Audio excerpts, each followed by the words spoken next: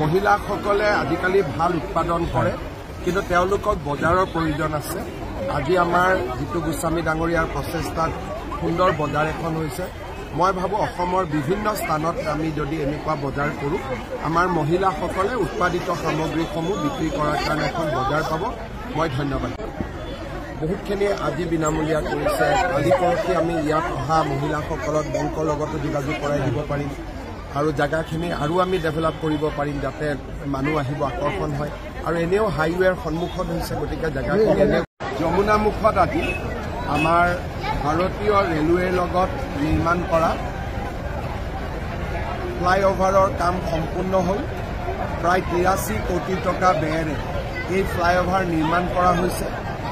যমুনামুখৰ দুখন গুৰুত্বপূৰ্ণ, ব্ৰহ্মপুৰৰ দুখন গুৰুত্বপূৰ্ণ উচ্চতৰ মাধ্যমিক বিদ্যালয়ত আজি 6 কোটিৰ পৰা 7 কোটি টকাকৈ আমি দিছোঁ নতুন স্কুল ভৱন নিৰ্মাণৰ বাবে।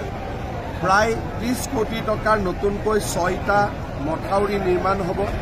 চাহ বাগিচাৰ আদৰ্শ স্কুল, জগন্নাথ কমিউনিটি হল, কেইবাটাও আজি কৰ্মযজ্ঞ সম্পাদন হ'ল। যমুনামুখৰ কেইবাখনো গাঁও অঞ্চল এইবাৰ ব্ৰহ্মপুৰ সমষ্টিলৈ আহিছে। জিতু গোস্বামী ডাঙৰীয়াৰ প্ৰচেষ্টাত ইতিমধ্যে উন্নয়নৰ কাম আৰম্ভ হৈছে।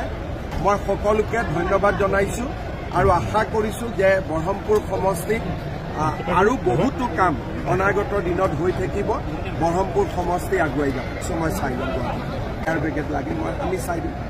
पूरा आसाम में जितना फॉरेस्ट अंडर एनक्रोचमेंट है, VGR PGR में जो भी संदेश जो सिटीजन घुसा हुआ है, या जो सरकारी जमीन में जो लोग डाउटफुल सिटीजन लोग कब्जा करके रखा है, ये सारे कब्जा से हम जमीन को मुक्त करवाऊंगा।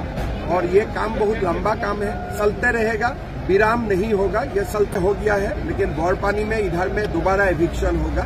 एक सुप्रीम कोर्ट में कुछ केस चल रहा है, मेरा लगता है कि जल्दी खत्म हो जाएगा, फिर बौरपानी में भी काम चलेगा। अलप आगते कैसे केइखनमान रेলৰ नाम दिছে যে ৰখালে যমুনামুখৰ ৰাইজৰ সুবিধা হ'ব।